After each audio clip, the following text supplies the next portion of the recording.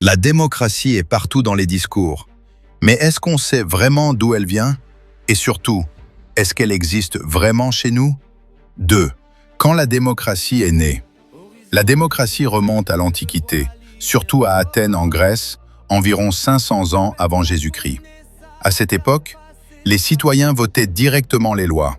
Mais attention, seuls les hommes libres pouvaient voter. Les femmes, esclaves et étrangers étaient exclus. Donc, c'était une démocratie, mais limitée. 3. Pourquoi la démocratie a été créée? La démocratie est née pour mettre fin au pouvoir d'un seul roi, monarchie, croix. Éviter la tyrannie, pouvoir abusif, coche. Donner la parole au peuple, coche. Permettre plus de justice et d'égalité. L'idée principale, personne ne doit décider seul pour tout le monde. 4. Pourquoi la démocratie existe encore aujourd'hui? Aujourd'hui, la démocratie est importante parce que elle protège les droits humains. Elle permet au peuple de changer ses dirigeants. Elle donne une certaine stabilité politique. Elle favorise la participation citoyenne. Mais attention, une démocratie peut exister sur papier, sans exister en réalité. La démocratie en Haïti, les dates importantes. Après son indépendance en 1804, Haïti n'a pas immédiatement connu la démocratie. Pendant longtemps, le pays a été marqué par des régimes autoritaires, des coups d'État, des dictatures. Un moment clé arrive en 1987 avec la nouvelle constitution haïtienne. Cette constitution établit officiellement un système démocratique, des élections libres, la séparation des pouvoirs, les droits fondamentaux des citoyens. Donc on peut dire que la démocratie moderne en Haïti commence réellement en 1987. En Haïti, la démocratie existe officiellement depuis 1987.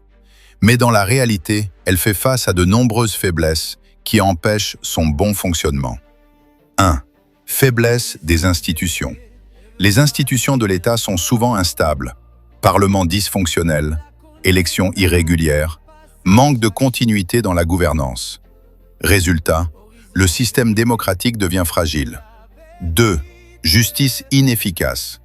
La justice est l'un des piliers de la démocratie, mais l'impunité est fréquente. Les lois sont mal appliquées. Les citoyens ont peu confiance dans le système judiciaire. Sans justice, la démocratie perd sa crédibilité. 3. Corruption et mauvaise gouvernance. La corruption affaiblit fortement la démocratie. Détournement de fonds publics, manque de transparence, décisions prises pour des intérêts personnels. Le pouvoir n'est plus au service du peuple. 4. Manque de services essentiels.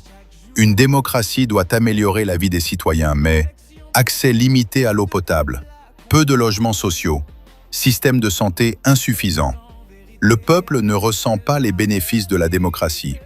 5. Faible niveau d'éducation civique. Beaucoup de citoyens ne comprennent pas pleinement leurs droits et devoirs.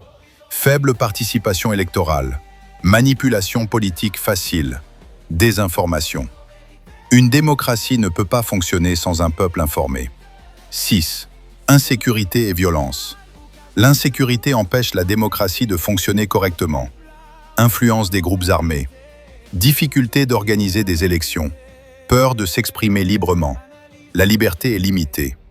7. Manque de confiance entre le peuple et les dirigeants. Promesses non tenues. Distance entre dirigeants et citoyens. Méfiance généralisée. Le lien démocratique est brisé. Conclusion forte. Une démocratie ne peut pas survivre avec des institutions faibles, une justice absente et un peuple abandonné. En Haïti, la démocratie est présente, mais profondément fragilisée. Aujourd'hui, nous vous avons parlé de la démocratie, de son origine, née il y a plus de 500 ans avant Jésus-Christ, jusqu'à sa réalité en Haïti. Mais il est important de comprendre une chose. La démocratie en Haïti ne ressemble pas toujours à celle que d'autres peuples connaissent. C'est pourquoi l'État doit prendre ses responsabilités, écouter son peuple, agir pour son peuple et gouverner dans l'intérêt du peuple, pas dans un intérêt personnel. La démocratie en Haïti doit être repensée. Un gouvernement doit négocier, oui, mais dans des négociations diplomatiques au service du peuple et non pour son propre avantage. À Horizon Vérité, notre mission est claire. Vous former, vous enseigner, vous informer. Nous ne sommes pas un média politique, nous sommes une sentinelle. Nous regardons vers l'horizon pour dire ce qui est juste, pour faire ce qui est juste. C'est pour cela que nous nous appelons Horizon Vérité, la voix du peuple haïtien, voix PEP. Notre engagement est simple. Nous ne fabriquons pas l'information, nous la cherchons, nous l'analysons en profondeur et nous vous la présentons avec sérieux et responsabilité. Alors n'hésitez pas, abonnez-vous, partagez, commentez et laissez-nous vos réflexions. Parce que votre voix compte. Horizon Vérité. Rien ne se cache, tout se dit. Nous n'ajoutons rien, nous disons les choses telles qu'elles sont. Restez connectés, regardez vers l'horizon. Horizon Vérité, la voix du peuple, voix peuple.